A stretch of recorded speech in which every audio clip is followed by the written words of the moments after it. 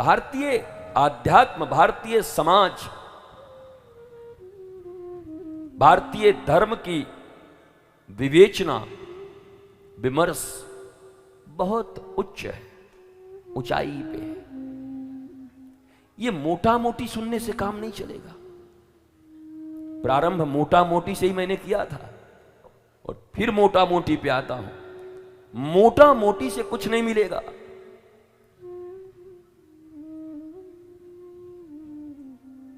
सतगुरु मेरा सूरमा तकी तकी मारे तीर, लागे पन भागे नहीं वाको नाम कबीर।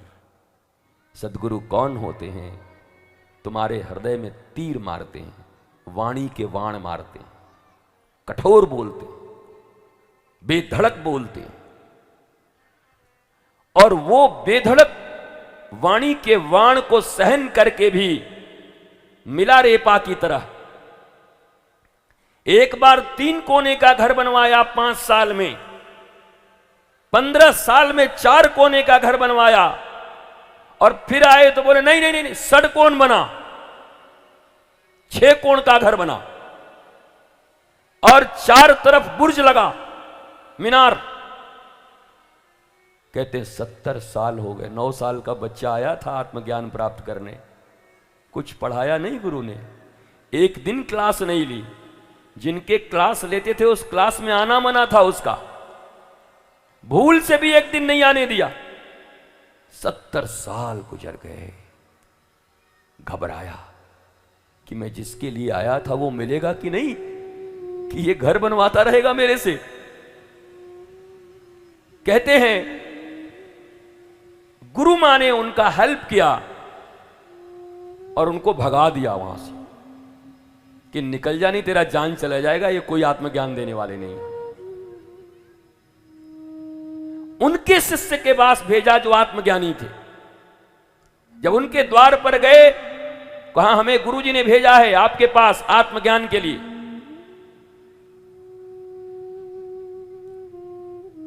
और वो फिर मिला रेपा को लेकर के यहां पर आए।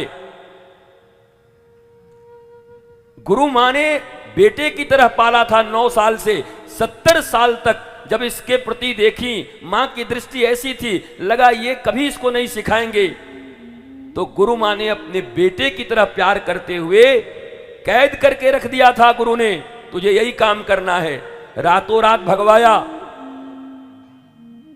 और जब उनके शिष्य के पास से मिला रेपा आया तो गुरुदेव भगवान ने अपनी पत्नी की तरफ देख करके रोते हुए कहा, इसकी बात बनने ही वाली थी पर तेरे मोह ने सब बिगाड़ दिया।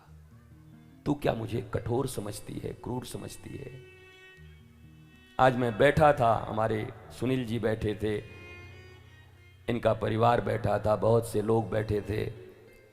हमने कहा भैया गुरु और शिष्य के बीच में किसी को मौसी मत बनाना। भगवान और भक्त के बीच में गुरु और शिष्य, आप भी थे, सब थे, हम सब काफी देर तक, हम तो आने से पहले ही 2.5 घंटा कथा करके आए हैं।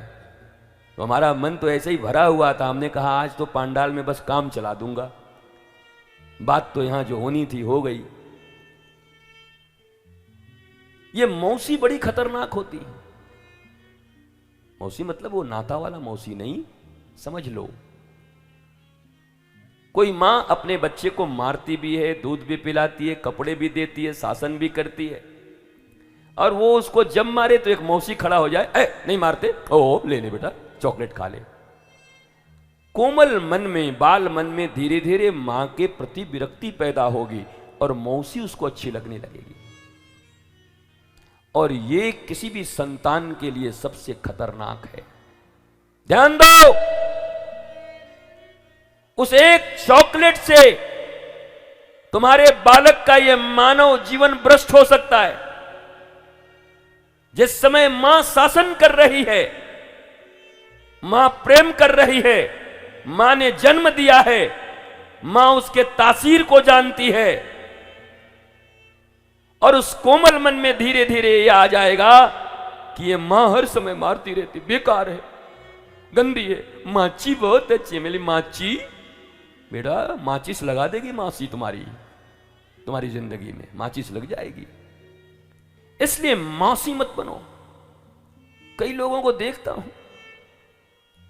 गुरु शिष्य के बीच ही मौसी बन जाते हैं। वो अगर आ रहा है अरे डरते नहीं है, क्यों नहीं डरते? डरो, प्रेम का डर रखो। मेरे गुरु ने मुझसे एक बात कही थी, तो मुझसे डरता है?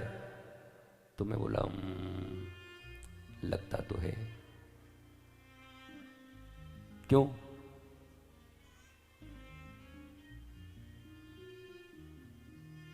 और उन्होंने मुझे फिर एक बात बताई कि गुरु से भय करना चाहिए।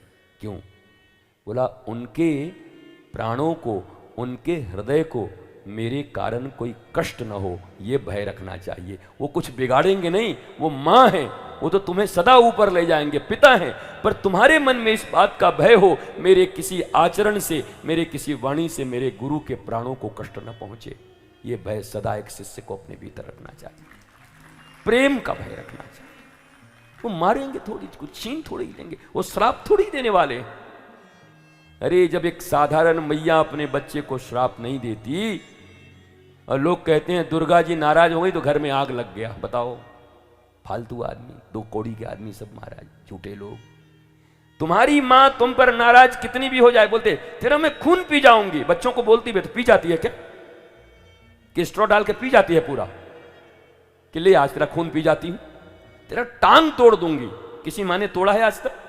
बल्कि गिर जाए तो टांग में तेल लगा के ठीक कर देगी वही मैया, इतना प्यार करती है, पर वाणी उसकी कठोर होती। वैसे ही जीवन में माता, पिता और गुरु जब अपने शिष्य पर शासन कर रहे हों